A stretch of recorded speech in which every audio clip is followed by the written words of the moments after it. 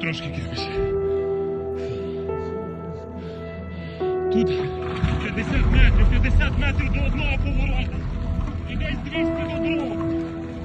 І все. Машинка не виху, щоб не було їх.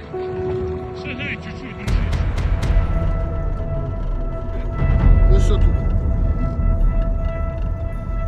Його звуть Вадим, його позивний «Кірпіч».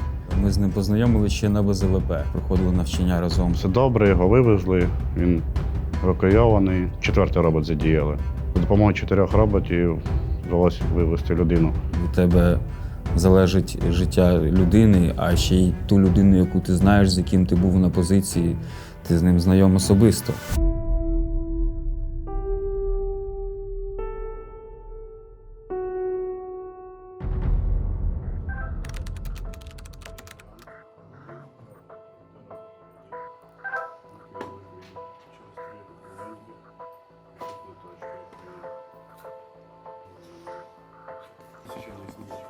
Мій позивний К2. Я був піхотинцем. Після того, як вийшов в піхоту, мені запропонували бути пілотом дронів НРК.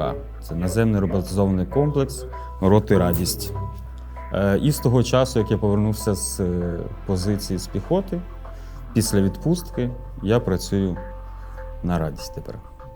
Його звуть Вадим, його позивний «Кірпіч». Ми з ним познайомилися ще на БЗВП. Ми були у різних взводах, але так як були поруч, проходили навчання разом, то познайомилися, подружилися. Потім ми потрапили разом в роту в піхоту і заходили в один день разом на позицію, тобто 8 серпня це було. Він весь цей час був на позиції. Так. В нього було поранення після контакту з ворогом. Довго загоювалось його поранення, і він морально не міг піти, тому що не боявся, що в нього не вийде. Були способи його евакувати дронами НРК, але із-за активності ворожих птахів не завжди доводилось доїжджати до позиції. І от вчора нам пощастило, що так посприяла погода, і нам нарешті вдалося його евакувати. Я командир роти безпілотних систем. Рота називається «Радості». Мій позивний Жиган. Проходжу службу в 3-му механізованому батальйоні. Оператор, який виконував, він сам знаходився там на позиціях. Він був раніше піхотинцем. Зараз проходить службу у нас в роті безпілотних систем «Радості». І він виконував цю місію. Вони заходили разом на ті позиції, тільки вони були на різних точках і заходили в один час. Просто хлопці раніше вийшли. Як я розумію, не кожна людина може настроїтися морально та психологічно, щоб сісти в ТРНК. Ти виїдеш, у тебе є шанс виїхати живим. І якщо ти не можеш передвигатися, краще використати цей, так сказати, шанс. А він, напевно, не мог настроїтись мислями. То і він сам відмовлявся, ми пропонували, що можемо зараз провести івак. То він нього був не мог зібратися мислями, це вже зібрався нарешті і вдалося його вивезти. Ми йому кожен день скидували антибіотики, пробіотики, все без болу, перев'язки. В нього вже поранення, так сказати, відновився майже, все одно нога він не мог йти. За сутки до цього ми помаленьку пересувалися по погоді. Тобто під'їхали, перечекали, погода знову погіршилась, ми під'їхали, перечекали. І за 3-4 рази ми змогли добратися до його позиції і зрешті-решт забрати його. Ми готувалися до цього вже дуже довго. Ми чекали і всі знали, що треба його забрати, але просто не було такої погоди, щоб ми могли виїхати, тому що велика активність ворожих дронів. Так, він йшов, дуже погано на цьому палиця чи кастиль у нього був.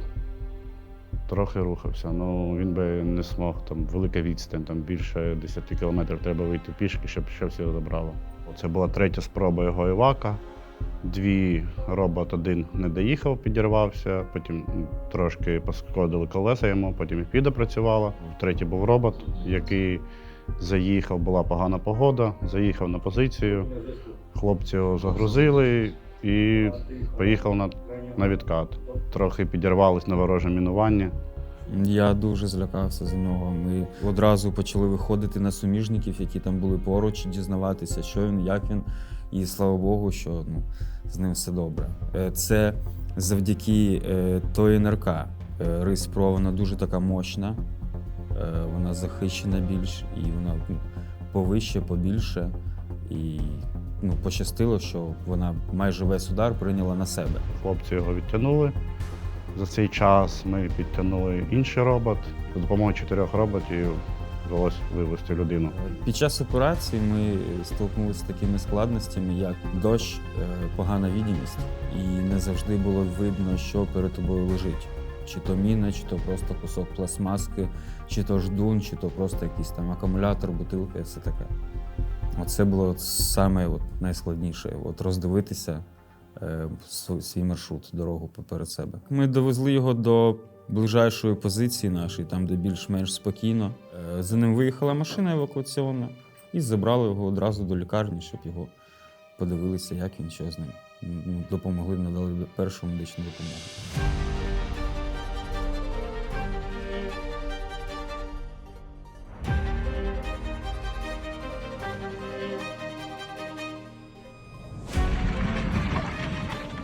Ще трошки кількось. Тут 50 метрів до одного повороту. І десь 200 до другого. І все. Машинка не вийшла, щоб не були їх. Ось тут. Давай. Щас. Є. Нога. Є. Давай. Сам хватай. Щас, давай. Давай! Затягуй! Ще! Тяни! Тяни ще! Ще тяни! Ще, бо... Щас. Ще тяни! Та ще! Все! Закривай! Принимаем, ты там принимай. Давай. Я допомагаю, давай. Все. В кінці операції, коли я побачив, що хлопці його вже підняли на руки, згрузили його з НРК, і я вже знаю, що за ним їде машина, щоб відвезти його в лікарню, було велике полегшення, тому що весь цей час нервував, від тебе залежить життя людини, а ще й ту людину, яку ти знаєш, з яким ти був на позиції, ти з ним знайом особисто. І дуже як камінь з душі впав, коли я побачив, що хлопці його вже забрали, що його накрили, він в теплі, в уюті. Кирпичик, братик, помниш мене? Не помниш? Діловод. Помниш, ти нам розказував поняття на зоні? Да. Тримай. Красавчик. Діло осталось за малим. Друже, ми тебе теж раді бачити, що ти живий. Все нормально, братик. Давай.